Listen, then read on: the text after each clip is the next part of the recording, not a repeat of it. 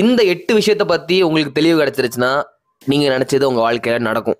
நான் புதுசாக ஒரு விஷயத்த பண்ணணும்னு நினைக்கிறேன், என்கிட்ட ஒரு ஐடியா இருக்குது, ஆனால் அது பண்ணவே முடியல அப்படிங்கிற மாதிரி சூழ்நிலை இருக்குன்னா இந்த 8 விஷயத்த உங்கள் வாழ்க்கையில் மாற்றினீங்கன்னா நீங்கள் நினச்சது நடக்கும்.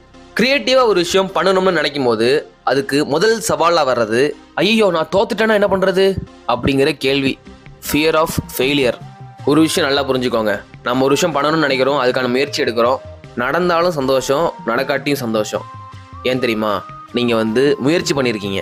செய்யாமல் இருந்துட்டு செஞ்சிருக்கலாமோன்னு சொல்லி பின்னாடி யோசிக்கிறத விட, வருத்தப்படுறத விட, முயற்சி பண்ணிட்டோம் அப்படின்னா நடந்துச்சோ நடக்கலையோ முயற்சி பண்ணோம் அப்படிங்கிற திருப்தி நம்மக்கிட்ட இருக்கும். அதனால் வெற்றி தோல்வியை தாண்டி நம்ம நினச்ச விஷயத்த பண்ணுறதுக்கு முயற்சி பண்ணுறோமா அப்படிங்கிறது ரொம்ப முக்கியம். 2வது சவால், நம்மளாலலாம் இது பண்ண முடியுமா அப்படிங்கிற செல்ஃப் டவுட். இதுக்கு நம்ம திருவள்ளுவர் சூப்பராக ஒன்று சொல்லியிருக்காரு, தெய்வத்தால் ஆகாதனினும் முயற்சி தன்மை வருத்த கூலி தரும். அதாவது கடவுளாலேயே ஒரு விஷயத்த பண்ண முடியாட்டியும் நம்ம தொடர்ந்து முயற்சி பண்ண தயாராக இருந்தோம் அப்படின்னா அதுக்கு உண்டான பலன் உறுதியாக நம்மளுக்கு திரும்ப தேடி வரும் அப்படின்னு சொல்கிறாரு. அப்புறம் என்ன, முடியும்னு நினச்சி முயற்சி பண்ணுங்கள், நடக்க வேண்டியது நடக்கும். நான் ஒரு வேலையை பண்ணால் கணக்கச்சிதமாக தான் பண்ணுவேன், பக்காவாக தான் பண்ணுவேன், பெர்ஃபெக்டாக தான் பண்ணுவேன்னு சொல்லி நினைக்கிறது. இதுக்கு நான் கேட்க வேண்டிய கேள்வி, இந்த உலகத்தில் யாராச்சும் ஒருத்தரை 100% பெர்ஃபெக்டான ஆளுன்னு சொல்லி உங்களால் காமிக்க முடியுமா? முடியாது இல்லையா? இருக்கிறத வச்சு நம்மளால் என்ன பண்ண முடியும்னு யோசிக்கணும். யோசிச்சாதான் நம்மளால் பண்ண முடிஞ்சது இப்போ பண்ண முடியும். பெர்ஃபெக்ஷன் அப்படிங்கிறது ப்ராக்ரஸ். டெய்லி ஒவ்வொரு பர்சன்டேஜாக நம்ம முன்னேற்றிக்க வேண்டியது. மனசாட்சிக்கு உண்மையாக இப்போ நம்மளால் இருக்கிறத வச்சு என்ன பண்ண முடியுமோ அதை பண்ணுங்கள். நம்ம நினச்சதை நடக்க விடாமல் தடுக்கிறதுக்கு முக்கியமான இன்னொரு சவால் நேரமின்மை, லேக் ஆஃப் டைம்னு சொல்கிறத விட டைம் மேனேஜ்மெண்ட், நேர மேலாண்மை வேணும் அப்படின்னு சொல்லலாம். ஒரு விஷயத்த பண்ணணும் அப்படின்னு நினச்சிட்டு டெய்லி நம்ம வாழ்க்கையோட வட்டத்தில் மாட்டிக்கிட்டு பண்ண விஷயத்த திரும்ப பண்ணிட்டு இருந்தால் என்ன பண்ணுறது? நேரத்தை நம்ம தான் ஒதுக்கணும். எதெல்லாம் நேரத்தை நம்மளுக்கு வேஸ்ட் பண்ணுதோ அதை தெரிஞ்சு புரிஞ்சு நம்மளோட பேச்சை நம்ம கேட்டு நேரத்தை ஒதுக்குனா நினச்சது நடக்கும். அடுத்ததாக வர முக்கியமான சவால், மற்றவங்க நம்மக்கிட்ட வைக்கிற எதிர்பார்ப்பு, அப்புறம் அழுத்தம், எக்ஸ்டர்னல் ப்ரெஷர் அண்ட் எக்ஸ்பெக்டேஷன். எதிர்பார்ப்புன்னு வச்சோம்னா ஒவ்வொருத்தரும் ஒவ்வொன்று எதிர்பார்ப்பாங்க. அப்போ ஒவ்வொருத்தருக்காகவும் நம்ம மாற்றிக்க முயற்சி பண்ணிட்டே இருந்தோம் அப்படின்னா அந்த டைமில் நம்மளோட ஒரிஜினாலிட்டி இல்லாமல் போகும்.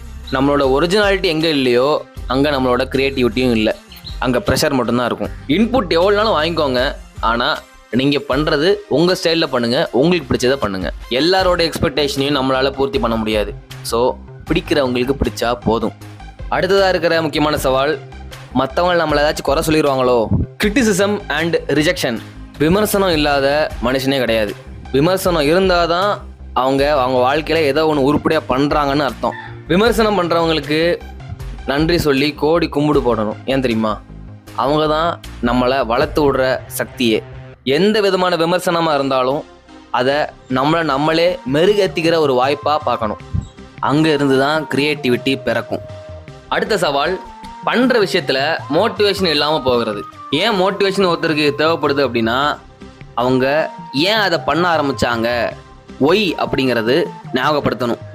செயல் நோக்கம் என்னது, எந்த விதமான நல்ல மாற்றத்தை அங்கே உருவாக்க இதை ஆரம்பித்தாங்க அப்படிங்கிறத ஞாபகப்படுத்தும் போது ஆட்டோமேட்டிக்காக க்ரியேட்டிவிட்டியும் சேர்ந்து வரும். 8வது சவால் comfort zone is your enemy. Comfort ஜோன்லேருந்து வெளியே வர்றதுக்கு சூப்பரான ஐடியா என்ன தெரியுமா? தினசரி நீங்கள் புதுசான விஷயங்கள் பண்ணணும். ரொட்டீனாக நீங்கள் என்ன பண்ணிகிட்டு இருக்கீங்களோ அதை மாற்றி ஏதாவது ஒரு விஷயம் நீங்கள் பண்ணணும். அது புக் ரீடிங்காக இருக்கலாம், எக்ஸசைஸாக இருக்கலாம், வாக்கிங்காக இருக்கலாம், சைக்கிளிங்காக இருக்கலாம், இந்த மாதிரி எதுவாக வேணாலும் இருக்கலாம். அப்படி புதுசாக ஏதோ ஒரு சேலஞ்சுக்கு உங்களை நீங்கள் தயார்படுத்துனீங்க அப்படின்னா கம்ஃபர்ட் ஜோனை விட்டு நம்மளே கொஞ்சம் கொஞ்சமாக வெளியே வந்துடலாம்.